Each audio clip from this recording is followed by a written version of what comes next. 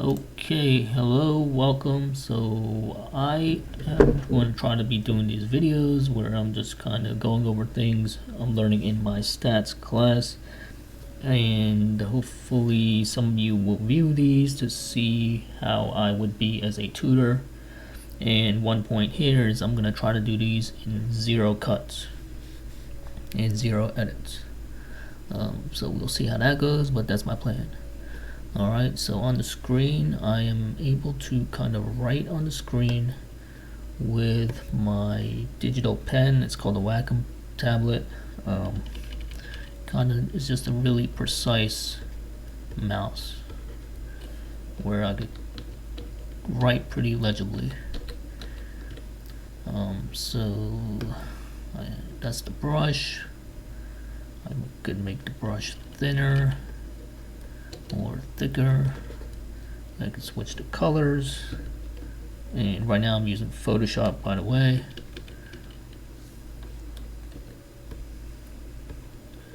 And here I could erase everything, go back to my brush, and yeah, so today's topic, let's go over Bayes' theorem.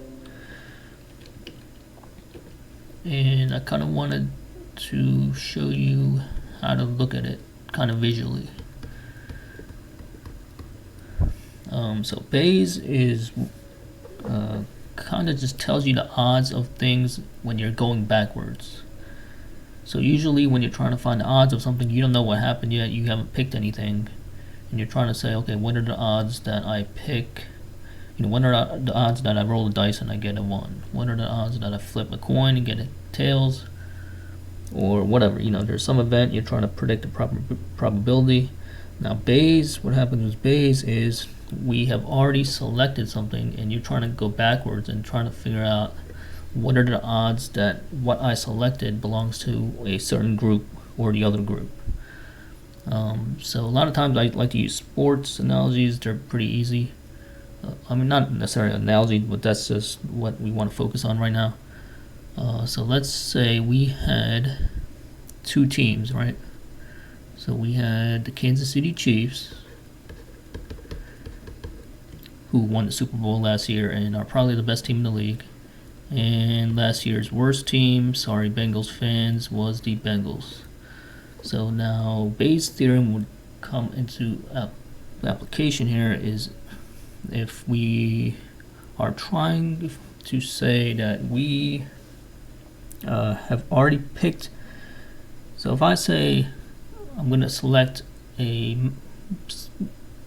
team member from the Chiefs or the Bengals, and then I'm asking you, so let's say there's Chiefs players, we have 50 of them because there's 50 players on each football team, and there's 50 Bengals players. So going in the normal way, not Bayes, going in the forward direction, I could say if I choose a Chiefs player, what's the probability that he's an all-star? If I choose a Bengals player, what's the probability that he's an all-star? And just to give you the facts here, let's say 10 Chiefs players made the all-star team, which would be a lot, because on the all-star team there's only 50 players for the whole league. So the Chiefs being the best team, let's say they had 10. Now let's go back to the Bengals and say they had 1 all-star. Alright, so now going in the forward direction, I can ask you what I just asked you. If I pick a player from the Chiefs, what's the probability that he is an all-star?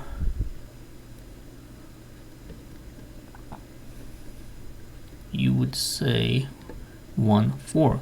You'd say 10 divided by, you'd give me 1/5. You'd say your target is these 10 all-stars and your total that you're picking from is the 50 players. So you'd say there's a 1/5 chance that if I pick the Chiefs player that he's an all-star. Now Bayes' rule comes into play if we are saying, let's say I give you the information that we already picked a player and he's an all-star. So we came up for one of these teams. I don't know which exact team I picked from. That's what we're going to try to figure out. But from this pool of players, I selected a player. He is telling me he's an all-star.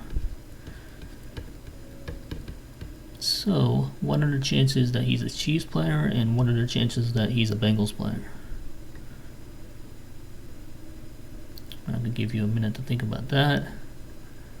But really, when you look at it like this, and everything's already broken down into kind of a tree diagram, I think it's pretty easy to do. Because it's just like any other probability, where your probability is just going to be your target over your total. So let's say, what are the chances that he was a Chiefs player?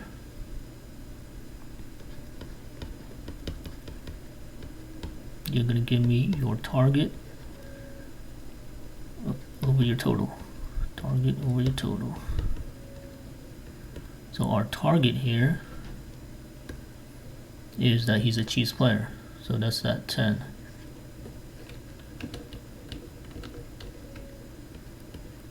Our total is the total number of all-stars everywhere on both of these teams combined. So that's these 10 guys on the Chiefs and this one player on the Bengals. 10 plus 1 equals 11. So then we just have 10 over 11. So that will give you the probability that he's on the Chiefs. Now let's do the same thing for Bengals. So is he a Bengal? What's the probability of that? Same thing. Target over total. Our target is a Bengals All-Star. Well, apparently there's only one of those. The total is the total All-Stars amongst both of these teams. So you have the one Bengals guy and the 10 Chiefs guy. So that's 11. And then there you go, you have your answer. So here we just did it visually. Now let's try to break it down with Bayes' theorem. So let's focus on the Chiefs, where we knew the total probability was going to be 10 over 11. So if we do this with Bayes and his actual formula, we should be able to get the same answer. So probability that, and now let's start using our actual notation. Probability that the player is from the Chiefs if he's an all-star. C for Chiefs, A for all-star. Equals, alright, and this is where we will use Bayes' theorem. So on top, like we noticed with our visual formula, we're just looking for the target. The target was he's a Chiefs all-star, meaning he's on the Chiefs and he's an all-star. Now on the bottom we knew we had total, and total was our total all-stars. So probability that he is just an all-star. So yeah, that's one version of Bayes' theorem right there. Another version is if you want to change the top and break down this combination of Chiefs and all-star into things that we know. Well, we know probability of Chiefs, and we know probability of an all-star within the Chiefs. So all I'm doing is I'm rewriting the numerator and I'm breaking it down into things we already know. And we already know these because you could easily see them from our tree. We know the probability that he's a Chiefs player. Well, there's only 2 teams here, each has 50. So that probability is just going to be 0.5.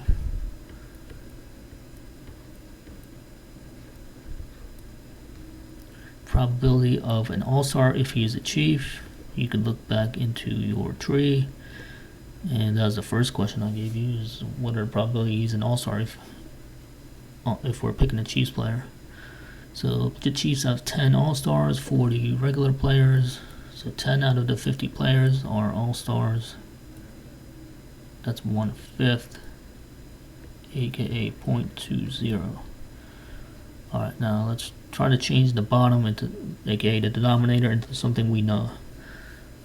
So right now we're looking at, well, actually we already know the probability that the player is an all-star just from the beginning starting point. We know we have 100 total players, we have 11 all-stars. So we could just put 11 over 20 down here. And 11 over 20 is 0.55. So now we just calculate this.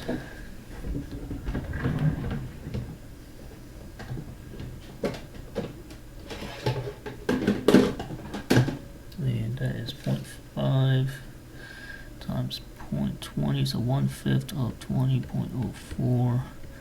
Divide that by 0.55. Throw it in the calculator. I will get 0.04 divided by 0.55.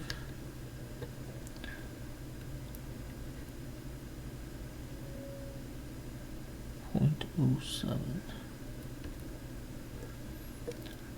Okay, that seems a little bit low to me. What is the probability that he's a chief given that he's an all-star?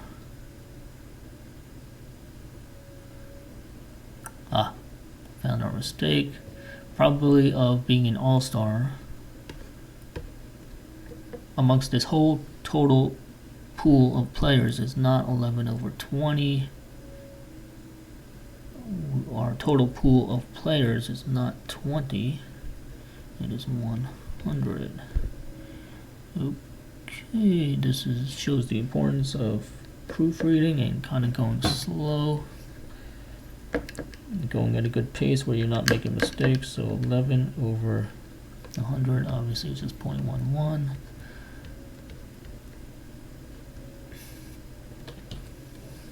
And here, let me bring out the eraser tool so that nobody is confused.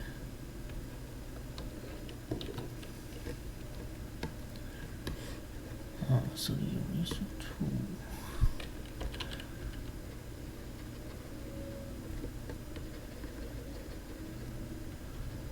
So 0.04 divided by 0.11.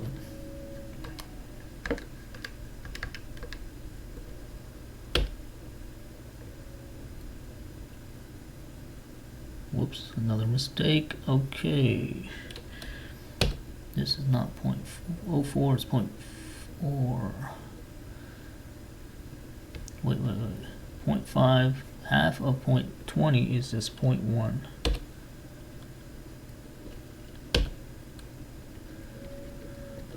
So 0.1 over 0.11, aka 10 divided by 11, I believe is what, 91%? Yes. 0.91, which is the same thing as what we had over here, 10 over 11.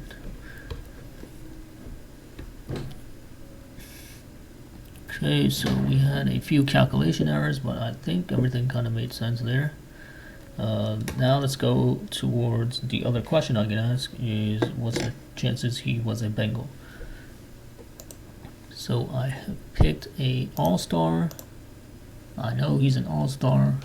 I went to both of these teams, picked out one of the random players. He's an all-star. Now what are the chances that he is on the Bengals? Let me stretch out my canvas so that I have some more space to work with. Okay, so I chose one player again at random from the pool of players made up by both of these teams. So there was 100 players. I chose one. I have a certain amount of information about him. He is an all-star. What is the chances that he was from the Bengals? What are the chances that he's a Bengal? Alright, so let's use Bayes' theorem again. So our notation here would be, what are the chances that he is a Bengal given that he is an all-star? So that is going to equal target over total. Our target was that he's on the Bengals and is an all-star. So that's B and A. Our bottom is just the total, which is the total amount of all-stars on this two-player bus, I guess. And so we knew we had 11 total all-stars out of 100 players. Alright, so we already knew the denominator right there, 11 all-stars over 100 total players. Now we just need to know the probability of being in a Bengal and an all-star. So how many of those players exist? A Bengal all-star. Well, there's only one Bengal all-star out of the entire pool.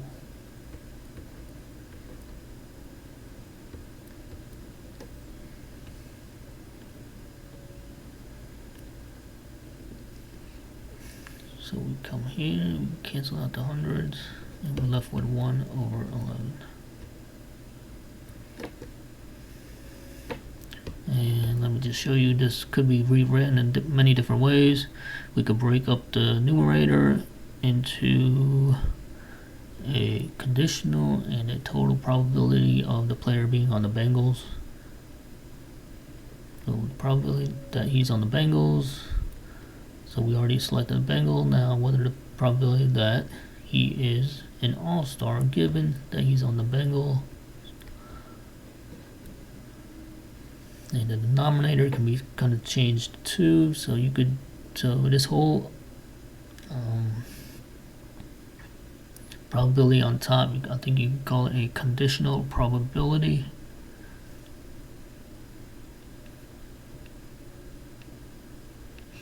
Or I mean a partial probability, not sure. But anyway, so the total is going to involve what we just wrote, the probability that he's a Bengal and the probability that he's an all-star if he's a Bengal. And now, so what makes up the other half of our total all-stars? Well, it could be a Chief all-star. To find out the probability of that, him being a Chief all-star, we could say what's the probability that he's on the Chiefs? And then what's the probability that he's an all-star if he's a Chief? And now on the denominator right here, we have our total number of all-stars. And this is the main way I think you guys will see Bayes' rule written out. But again, you can write in many different ways. Alright, so to recap, I believe it is much easier to do this with a tree diagram. And then, so Bayes is just saying that, okay, we picked an all-star. So we picked one of these guys or one of these guys. So basically we had a jar full of 10 chiefs, 10 chief all-stars, and 1 Bengal all-star. And this is our jar of all-stars. So our real life situation where, let's say we went on, there's a team bus with both of these teams' players on it. We told one of them to get out, and we know he's an all-star. So we're asking, what are the probability that he's a Chief, and what are the probabilities that he is a Bengal player? So in effect, it's like we had started with a little jar here, or this little box of both teams' all-stars, and then we told you, and then we're asking you, what are the probabilities that we're going to pick a Chief, and what are the probabilities that we're going to pick a Bengal? So as you can see, we have 10 Chief All-Stars and only 1 Bengal All-Star, so the probability that he was on the Chiefs is a lot higher than the probability that he was on the Bengals.